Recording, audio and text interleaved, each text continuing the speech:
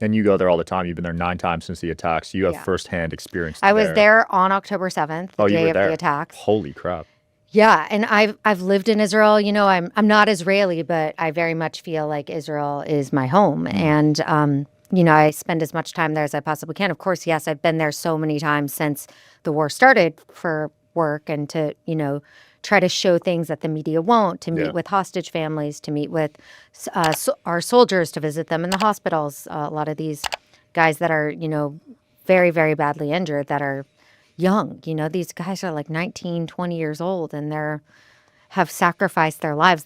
Their lives will never be the same. And that's what it means to be Israeli is that, you know, everyone has to go fight for their country overnight, Yeah. you know. So when you see these reports, specifically on Twitter, I feel like I see this where like reporters are not allowed in the country. Have you seen that?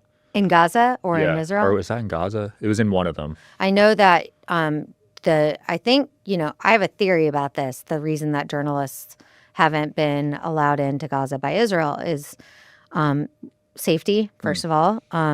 They don't want to they want to make sure that, you know, nobody would get caught in any crossfire Right. because there has been situations like that.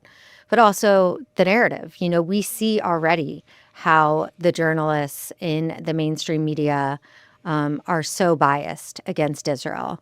And so how could we trust that they're going to tell the truth? And I think that, you know, there's really two wars going on here. There's the war on the ground, and then there is the war in the media. And unfortunately, Israel is always losing the war in the media. That is a good point. And especially, especially when we're winning the war on the ground. That is a good point. I didn't even think about the media bias, right? Yeah. But that was what Trump was dealing with in 16.